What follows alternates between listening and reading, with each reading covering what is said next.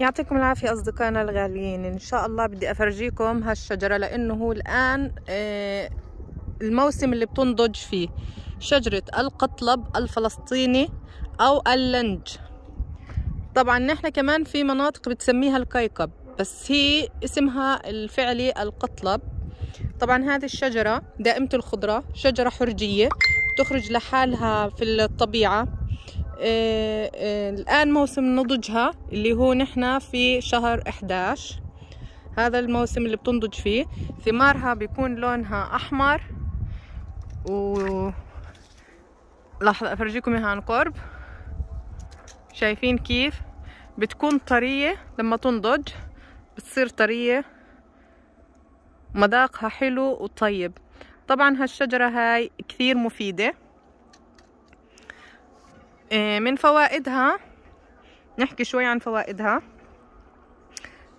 شجرة القطلب أو ثمار القطلب غنية بفيتامين بي وA وC، وطبعا تحتوي على فيتامين سي أكثر ب30 مرة من البرتقال.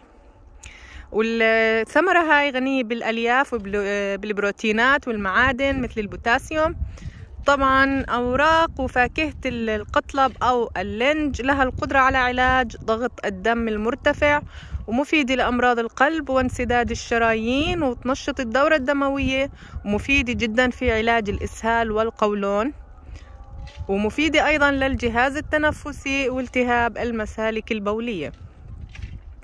طبعا هاي الثمار فيها مضادات الأكسدة وبتحمي من أمراض السرطان، فعالة في علاج التهاب المفاصل، وهي تقي من الزهايمر وتعزز أداء الدماغ. وتستخدم فاكهة القطلب لعلاج حالات التسمم.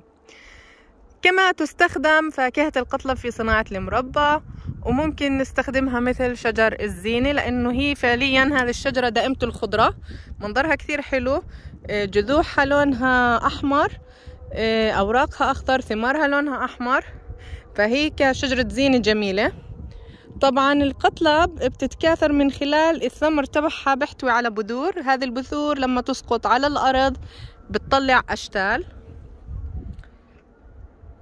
والحلو في هالشجرة أنه ما هيش يعني مش بحاجة للرعاية أو العناية مثل الري والاهتمام فيها، ممكن أنه لحالها خلاص تكتفي بماء المطر.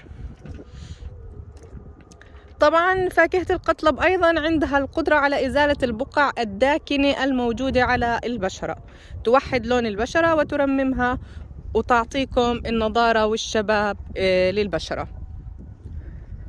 هاي معلومات سريعة بسيطة عن هالشجرة. يفضل أنه في موسمها ناكل منها، لأنه هي فترة ما أنها تنضج وتنتهي ما بتطول، تقريبا هي بس خلال فترة شهر 11 وبتنتهي هذه الثمرة.